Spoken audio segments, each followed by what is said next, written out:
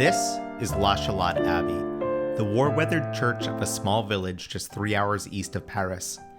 Lachalade is quiet, with just 48 residents, but was anything but during the great events of the First World War, and the abbey bears the marks to show it. On September 26, 1918, Lachalade stood on the western end of the jump-off of one of the last epic battles that would end the war, the Meuse-Argonne offensive. Alongside French and British attacks further north, the American Expeditionary Force took on one of the most difficult positions in the entire German defensive network. Doughboys fought across a 24-mile front of primarily wide plains of open wheat fields and rolling hills dotted with clumps of forest. To this day, the offensive is the bloodiest battle in American history, averaging over 550 killed in action every day for 47 days, and nearly 4 times that many wounded. On this division map, you can see Lachalade just south of the 77th Division jump-off. Some of the toughest fighting took place here on the western flank in the Argonne forest, a densely wooded area dotted with steep ravines, streams, trenches, and wire. The Germans had dug in here for years, and these woods now saw some of the toughest fighting of the campaign. The plan was to clear the forest in 72 hours. It took 2 weeks. Doughboys set off with no overcoats, a canteen of water, and 2 days of rations. 48 hours in, they're taking significant casualties, and the misery is really starting to set in. It was raining, it was cold, October weather, dealing with a raging influenza pandemic alongside the wounded. The terrain was so rough, it took 12 hours to get a single man back to the field hospital, with 4 men carrying each stretcher. This is one of the main field hospitals they came back to, Lachalade Abbey. The abbey stands today as it did then, though with much work done to repair the damage. Like many of the pre-war buildings in this area, you can see the pockmarks in the stone. At the time, it served as the 308th Field Hospital of the 77th Division, and today bears the bloodstains to show it.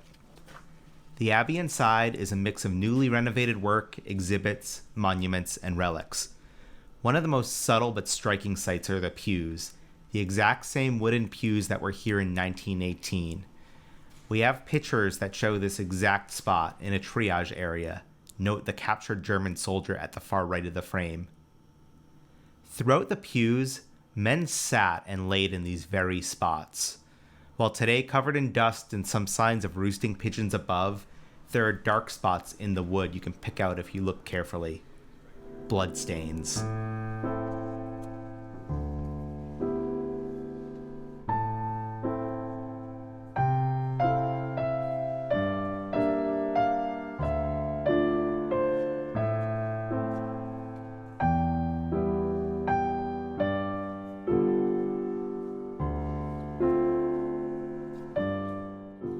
These hospitals were wholly under-resourced for what was to come. They were not just places for basic first aid, but running in the building and the grounds around it, surgical units and morgues. We know some of what happened in places like this from doctors' own words. The last week has been the busiest I have seen in the operating room. At first, our wounded arrived very soon, wounds only 6 to 12 hours duration. But now we are getting some horrible cases, men who have been wounded 4 or 5 days. Nearly every case I have recorded tonight was an amputation, sometimes a double amputation. There is a man on the table now with his right arm blown off, right shoulder smashed, skull fractured, both legs wounded in thighs, knees, and calves. They're giving him a saline infusion and think he will live. From these last few days, 1 or 2 pictures remain indelibly stamped on my memory. The first is that of a boy with a badly shattered arm, which had been put up in a hastily improvised splint of sticks and hay. I see him as he lay on the table, telling us how after being picked up by first aid and bandaged, he was sent back to a field hospital. The hospital was choked with wounded, and he and many others were lined up on litters along the road. 2 German planes came over and, flying low, turned their machine guns on the wounded and the men who were caring for them. 2 surgeons who were splinting his arm were killed on the spot. Many of the wounded were hit again, and some died in the ambulance on the way there. The boy told it simply, as though it were quite an ordinary matter-of-fact occurrence. The wounded and dying lay right here, today a place of quiet and peace. We have photos from the period showing the condition at the time, with significant roof damage. Moments were had here in these conditions we cannot fathom, here in a French community that saw so many horrors in those years. Inside the church, there's a beautiful marble monument to the side, to the children of Lachalade who died for France 1914, 15, 16, 17, 18. On each side is a Latin inscription, Visi sunt oculos incipentium mori, illi autem sunt in pace. In the sight of fools they seem to die, but they are at peace. So many towns here bear such monuments to the heavy price paid so that France may be free.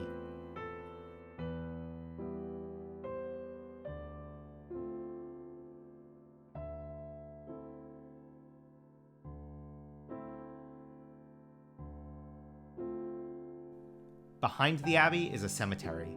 A small plaque also marks it as a Commonwealth war grave. What makes this interesting is the British didn't fight on this part of the front in World War I. These graves come from another war 2 decades later. In the back of the cemetery, we can find 4 headstones bearing the names of 7 Commonwealth soldiers, 4 British, 2 Australians, and a New Zealander. On November 18, 1943, they took off from Mildenhall, England on a nighttime bombing raid on Germany, flying a Sterling Mk3, one of almost 400 aircraft. We know their fate from German combat reports. Helmut Bergmann, a famed German night fighter ace, stated he made contact with the bomber on radar. The Sterling was flying at 4,200 meters when Bergmann drew closer. The Sterling pilot threw his aircraft into a steep dive, obviously aware of the enemy presence. Bergmann approached again from behind and at a distance of 100 meters fired behind the starboard engine. A small fire started on the bomber, which soon went out. Bergmann then lost sight of the aircraft, but noticed shortly afterwards a small ball of fire going steeply down towards the ground and observed the aircraft crash. The German authorities collected the bodies in the following days just northeast of Lachalade and brought them to the village, where the villagers allowed them to be buried in the churchyard. They lay here today in honor. One crew member, Sergeant Robert Harper, escaped with help of local resistance but was later captured and became one of the Buchenwald Airmen, a group of 168 airmen denied prisoner of war status, condemned to death, and sent to Buchenwald concentration camp in 1944. Remarkably, the majority of them lived to see the end of the war, but that's a story for another day. My goal in these videos is to show sites like these that played such important parts in history and give you the chance to see what they really look like in real life. I owe a special thank you to Mike and Rob at Lost Battalion Tours. I shot this video on their trip to the Meuse Argonne this past July, and they run these incredible small group tours every summer to the battlefield. You'll see with them more in a single week than you're going to find on your own an entire month. There's a link to their page below, and if you're at all interested in history, I promise you it's the trip of a lifetime. I'm working to share more from this trip over the coming months. If you're interested in this type of video, drop a comment, give me a thumbs up, subscribe, and that way you'll see new content when it releases.